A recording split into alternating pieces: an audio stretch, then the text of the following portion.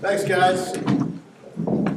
Glad to be here tonight. I think I spoke here about 25 years ago, so a little more gray hair than the last time when I was an assistant coach and spoke at one of these. But pleasure to be here. I'm going to introduce my staff. We're going to kind of run the gamut over the next hour and a half, 2 hours, touch on a variety of subjects, pitching, hitting, practice planning, and just kind of building a program, leading a program as well. But to introduce my staff, Tim Perry. Tim Perry is our pitching coach. Most of you guys are familiar with Coach Perry. His reputation precedes him. All right. Ryan Miller. Our other full-time assistant, also works with our pitchers. Was director of pitching analytics last year, pitching development last year, elevated him into a full-time position this year. Mike Napolitano, Mike's our hitting coach, and handles our hitters and catchers.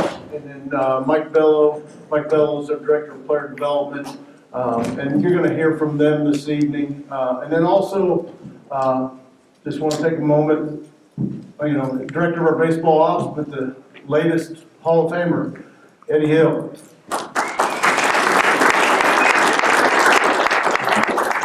Well deserved for Coach Hill. But glad to be here and, talk about Coach Hill said he didn't give me a whole lot of direction, said talk whatever you want to talk about. I don't want to bore you with hitting or base running or any one thing. I didn't want to do a lot of demonstrations. Just want to talk about, I've had the pleasure, this is the 5th program I've taken over. I had pleasure, I took over a program that was 19 and 29. I took over a program that was 22 and 33, 10 and 39, 23 and 20, 23 and 30, and 28 and 28. Those were the years before I took over. So I didn't have the opportunity to walk in and take over a program that, was clicking on all cylinders. And, I think a big part of it had the ability to turn each of those programs, certainly dramatic improvement in year 1 at each of those stops, but we were able to hit our stride and have a lot of success, in years 2 and 3 and make it happen fairly quickly. I understand we can recruit, that helps, no question. But at the same time, how do you take what you inherit right from day one and turn it into something?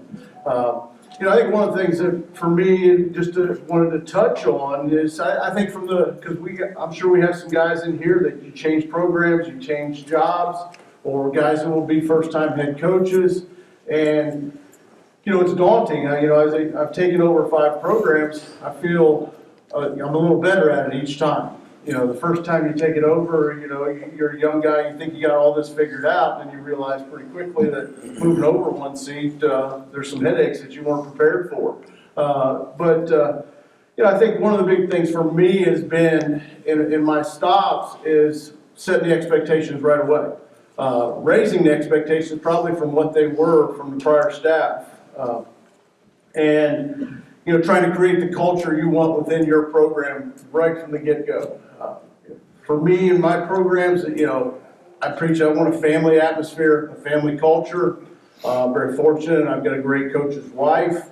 We do team meals. We do different things, functions as a team. Ultimately, I want to create a culture within my program where, we hang together, we practice together, we compete together. I hate cliques. I try to do little things. We go on the road. I'm intentional about it. I make out the rooming list, partially because I'm not rooming guys with who they room with at home. I'm rooming them with other guys, and I very rarely do I ever room guys with the same guys the next trip.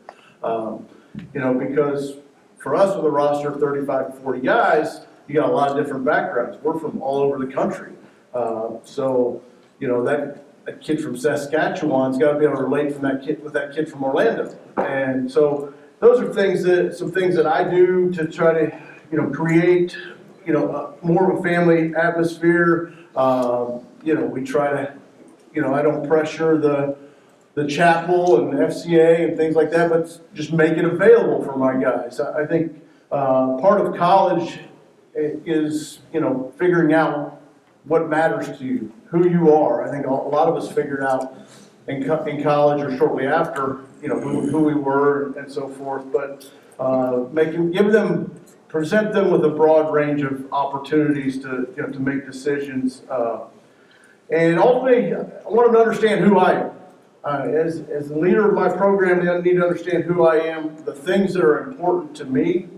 How we carry ourselves, how respectful we are, how we treat others, how we handle ourselves when we win, how we handle ourselves when we lose. I think those are all things that I try to stress to my guys, and right from the get-go, as I've taken over programs and we talk about, we get to recruit, but I've never walked in somewhere and taken the mindset, well, wait till I get my guys. If you wear the uniform in the program I'm coaching, you are my guy, all right? And you either got to mold into what we want you to, or you need to get out. But ultimately, I think why we've been able to be successful and see dramatic improvement quickly is they soon learn that just because coach didn't recruit me, he still treats me like his because he is mine. I think, I believe in taking care of the little things. I stress that to our guys. I think if we take care of the little things, the big things will take care of themselves on a daily basis. Try to be very attentive to detail. There's no shortcuts to success. We talk about that. Be attentive to our details on the field as well as off are important. But for me, the culture part of it, it evolves. It won't happen overnight. When you come in as a coach and you take over, for you guys, even as high school coaches, if somebody says, well, how do you like the new coach? Well, I don't know. He's all right. They don't know whether they're in the lineup yet or not, right? They don't know whether they like the new coach. So that's such a part of it. But creating the habits within your program, your coaching staff is a huge part of building a program. To me, I've been at some mid-major stops. I've been at some places where we could pay assistants decent, but I've been in some spots where we could, we're rubbing two nickels together. We're doing it. It's not much different than what an assistant high school coach stipend has been at some stops. So when you're putting a staff together, for me, the number one thing is loyalty. For my assistant coaches. I don't want yes men, and I want coaching staffs that are going to challenge you, and we have conversations, disagreements, arguments in the office, everywhere I've been. I want coaches that are going to challenge me, but ultimately, and as a head coach, I'm certainly open to change. I do some things that just like I did 25 years ago, and I do many things much different than I did 25 years ago. So I'm open to change, but you want assistant coaches that, even if they don't think we should run tandem relays this way, right? This is how we're going to do it because I wear that hat. So, that's part of being the staff. As a good assistant, I know we got assistant coaches in here. Certainly, if you feel like you have a different way of doing things or a different idea, present that to your head coach in the office. Don't do it in front of the players, but present it and be able to present your why.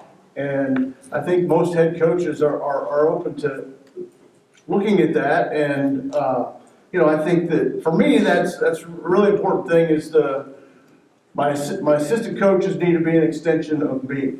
And I think as a head coach, it's important for me to understand winning and losing, especially at the college level, affects these guys. Long term, it probably affects them more than it does me. Because I've got the head coaching job. They're trying to get the next job. And I spent a lot of years as an assistant Division I level. And, I knew, not getting to a regional, how that might affect me when the next job cycle happens. And so understanding that they have, a fight in it too. I mean, it's extremely important for them how we do it, not just me or my job security. Winning and losing affects your assistant coaches every bit as much. So as a head coach, I think understand that. Allow your coaches to coach. You ask my assistant coaches, I allow them to coach. all right? Coach Bellows, our player development, his first year coaching, played outfield at Troy and Auburn. He coached our outfielders. He asked me the other day, he says, Coach, I said, you got 20 minutes for outfield play, for defensive work. He says, Coach, what do you want me to do with the outfielders? I said, I don't know, man. You're the outfield coach. I just want to catch a damn ball, right? But let them coach. Make them put their plan together. Make them, come up with what they intend to do in a practice on a daily basis. But let them coach. Certainly, you have to engage. You have to teach. If you have a certain way you want things done as a head coach, I got to make sure we're. I hired Coach Knapp. A little over a year ago. We had lengthy conversations about hitting before I hired him. I wasn't going to just hire somebody off the street that wasn't going to believe in or preach what is important to me offensively. But as you're hiring coaches, hire coaches that want to work. Work habits are such a huge part of being a successful coach. And so those are things that when it comes to assistant coaches, hiring a staff that's going to get after it is incredibly important. I think the identity of your program, I think you got to establish that with your teams. Two things I say with my guys, how hard we play and how hard we compete are non-negotiables. How hard we play, we're going to play our tails off and we're going to compete our tails off. And if we can't do those things, then we can't play here. All right, and I know it's a little easier said than done for you guys maybe versus for me, but and how do you do that? You do that in practice. They got to learn how to play. They got to learn how to practice. They got to learn how to compete. But those are non-negotiables for me because when I play someone else, their impression of my club, all right, I want them to say, man, those guys from Winthrop, and they won't quit. You got to get all 27 outs. They're not going to roll over. They're going to compete their tails off on a daily basis. That's important to me. I think because I tell my players, I think you're a reflection of me. And, I think I try not to ever embarrass my players. But if you don't play hard, if you big league it, you Cadillac it, now you're embarrassing me. Hey, you get in the big leagues, then you can big league it. But until then, we're going to play our tails off and try to play like our hair's on fire. We have some sayings, that are important to me. They're in our facility. They're up for our guys to see on a daily basis when they come in.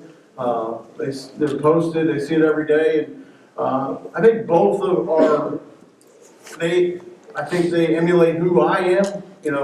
What's allowed me to be successful, but also what I want my program to look like. First of those is it takes what it takes. I have that up in our weight room for our guys to see, and when I say it takes what it takes, I've been a mid-major coach, I've been a D2 coach, I've been a junior college coach, and so when you talk about your staff and so forth, no job is beneath you.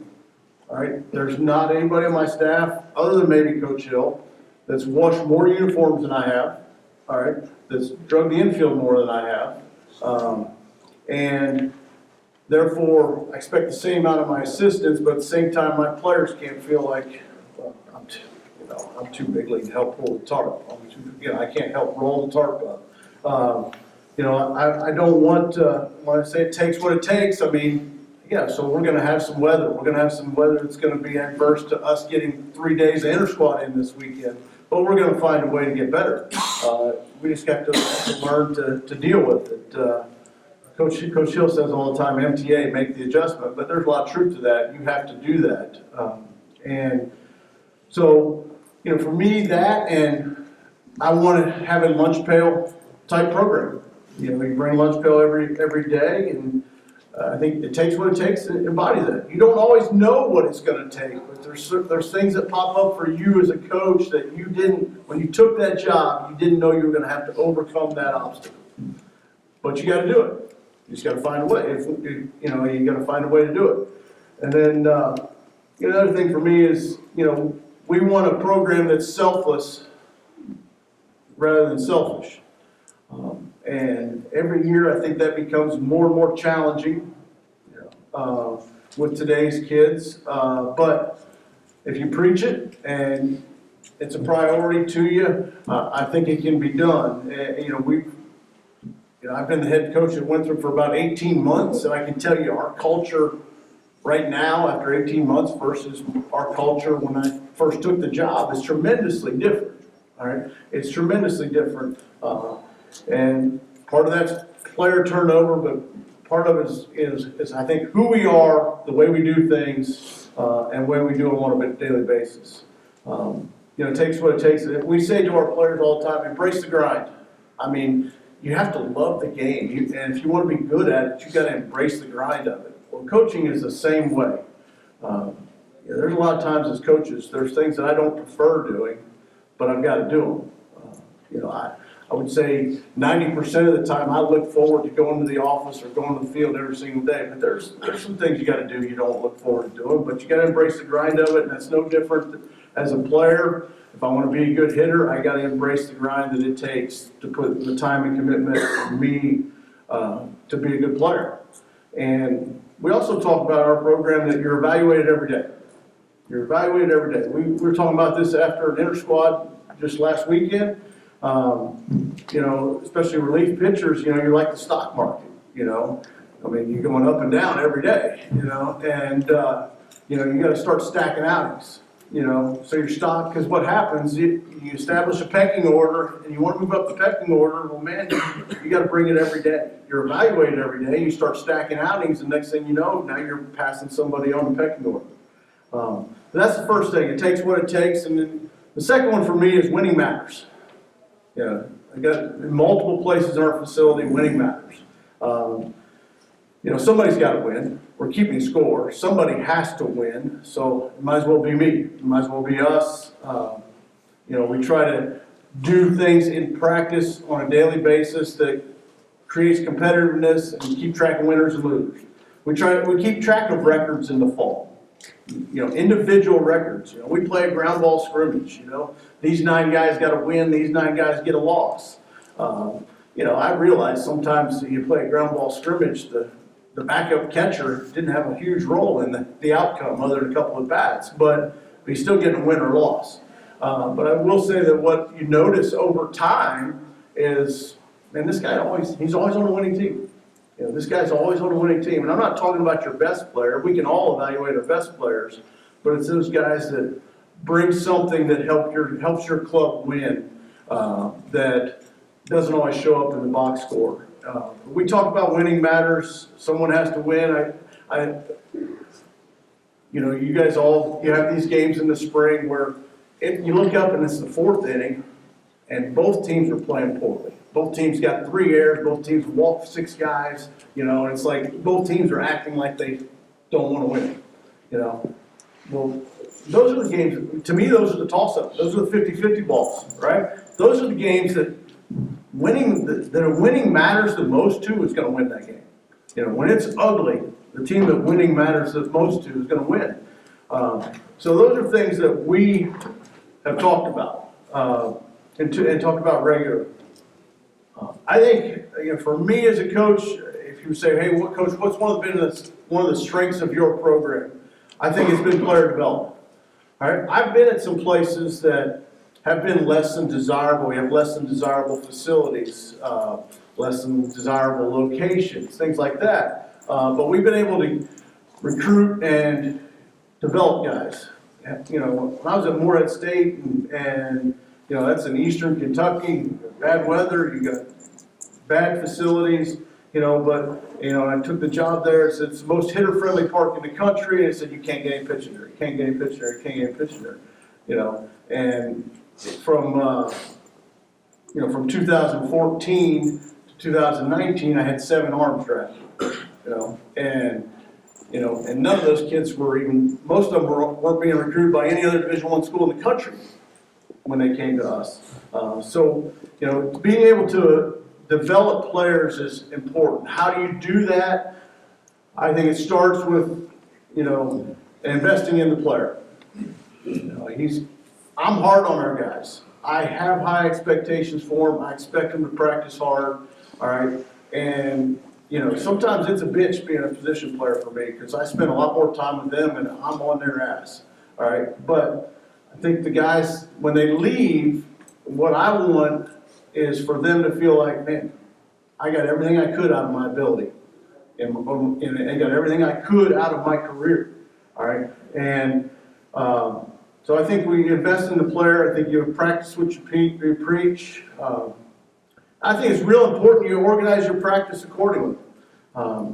What's important to you? It's important to you as your program.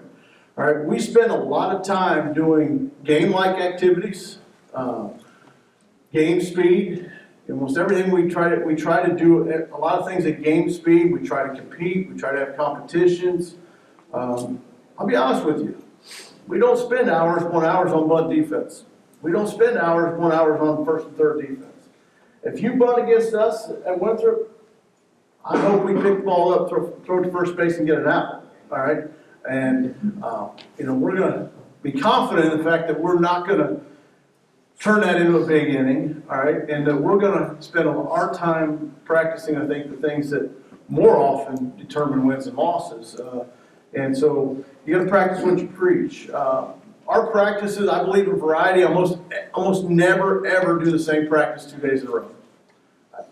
If you want to keep the kids engaged, especially kids now versus even 10 years ago, have variety. I mean, when I put something on the board, the guys walk in the locker room and say, oh, what are we doing today? They don't know what we're doing until they get there. I think that's important. They look at it and, then they're trying, sometimes it looks like, it's in Chinese to them. They're trying to figure out what we're doing. And so you got their attention, all right? So try to have variety in your practice.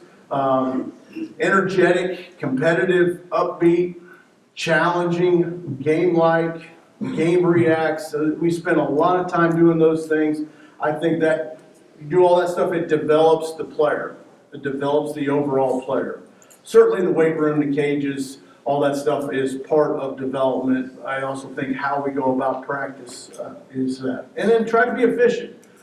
We don't have to be out there 4 hours for practice. We can get after it for 2.5 hours and get more out of it. The guys will understand, hey, this next 45-minute session here, we're getting after it. It's going to be hard, but, we walk off the field, it's like, all right, that was tough, but, it was good practice. I got better today. So we try to do that in practice. Some things that I think that we do that I think are probably different than what a lot of schools, we talk about base running for a second. I don't think you can teach instincts on the bases. I don't think you can teach them.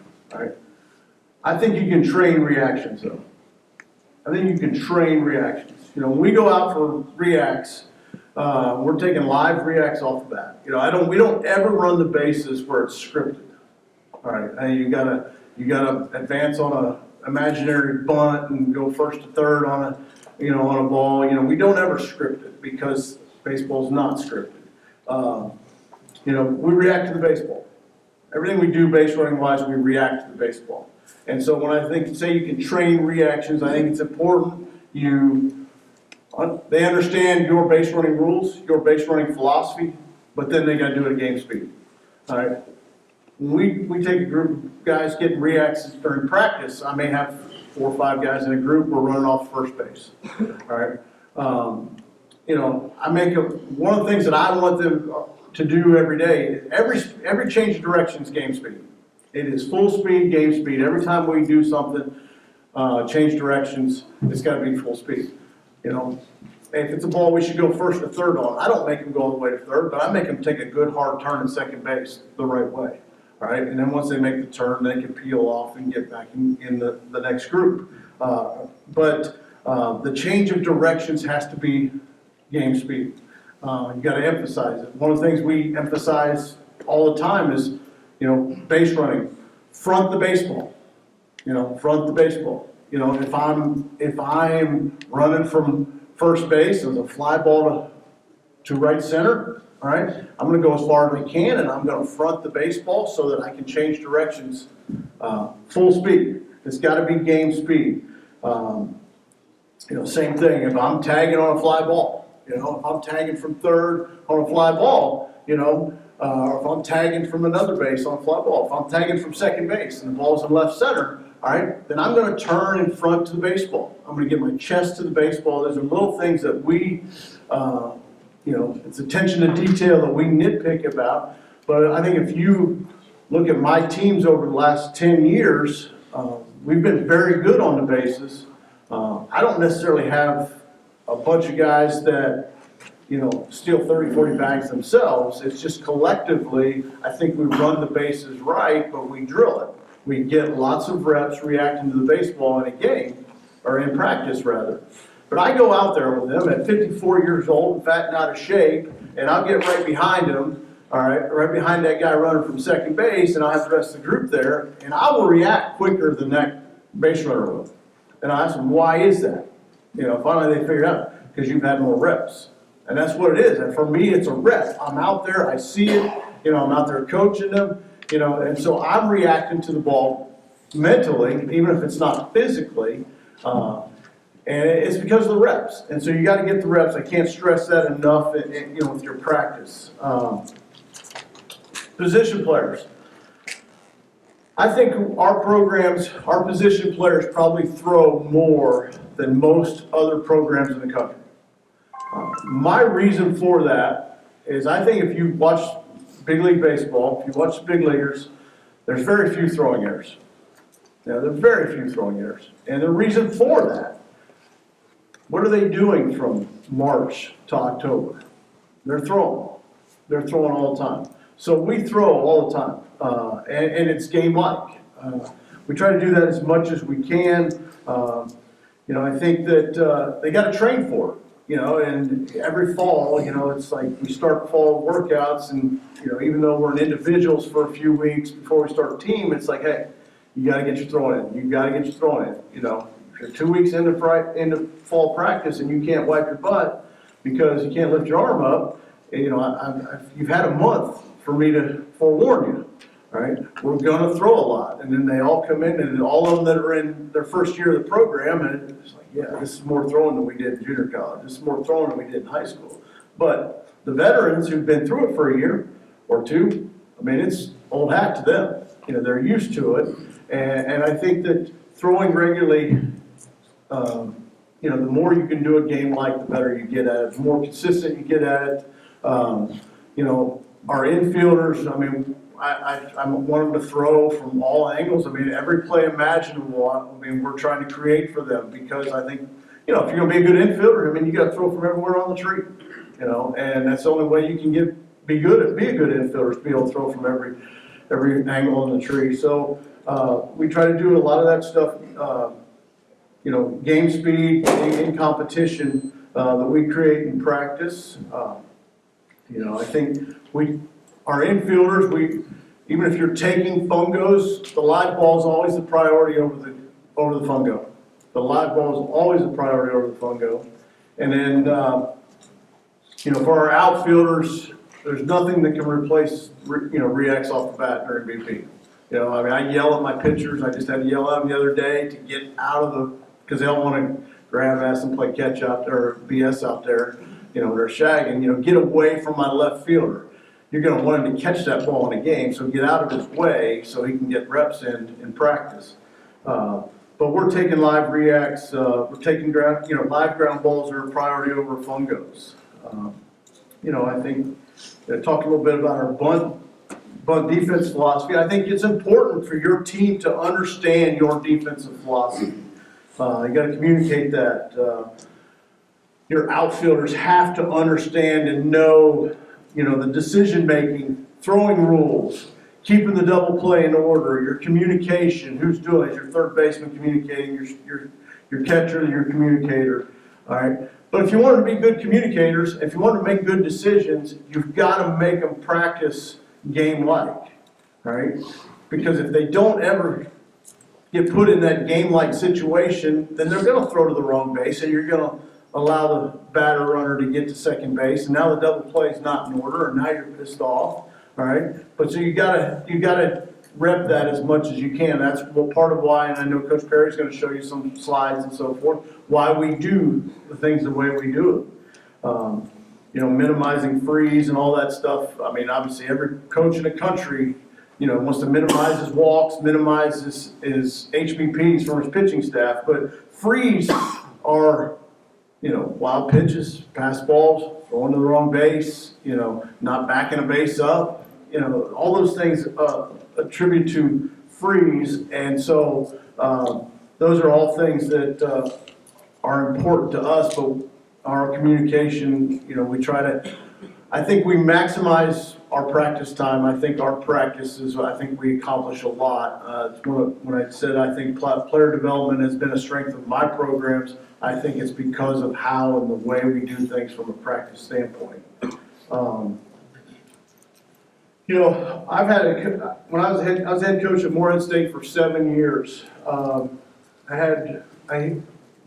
We had the most hitter-friendly ballpark in the country, right?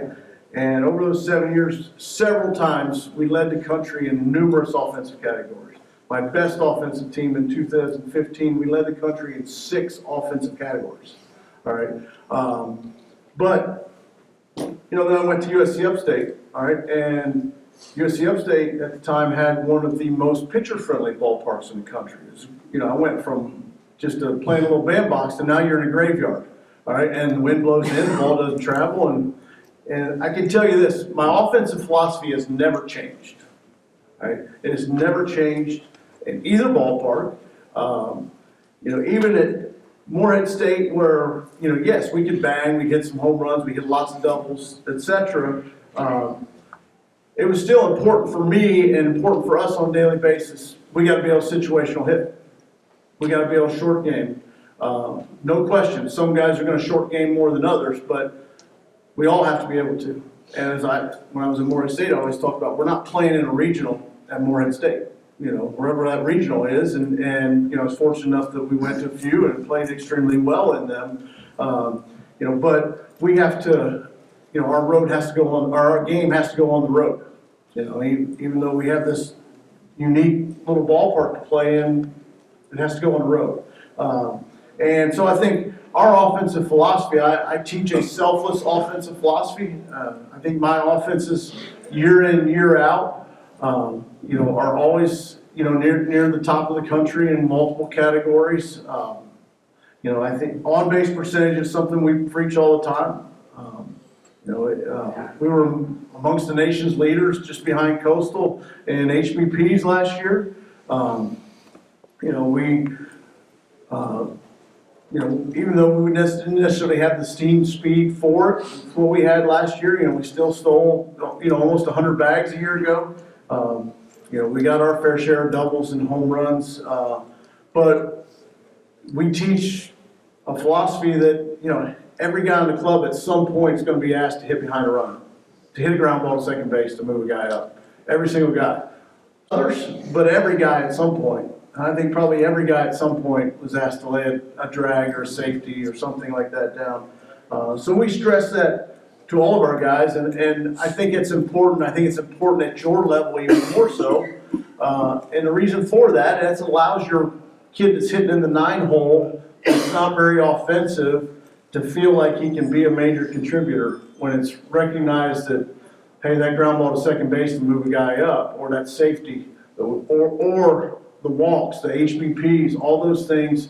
I think they help build your chemistry, they build your culture. It's team. It's team. So, I think, I've had the same, and I've changed some things offensively over 25, 30 years. But, I was talking, Coach Allen and I were talking about, he used to come to hitting camps at Winthrop when I was assistant there, and talks about, some of the things we talked about then, he still uses now. Well, all the places I've coached, everywhere I've been, line drives in the middle of the field have played on every field I've ever coached on.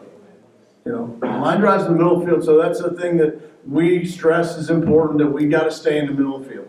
We got to stay in the middle of the field. It's a priority for us.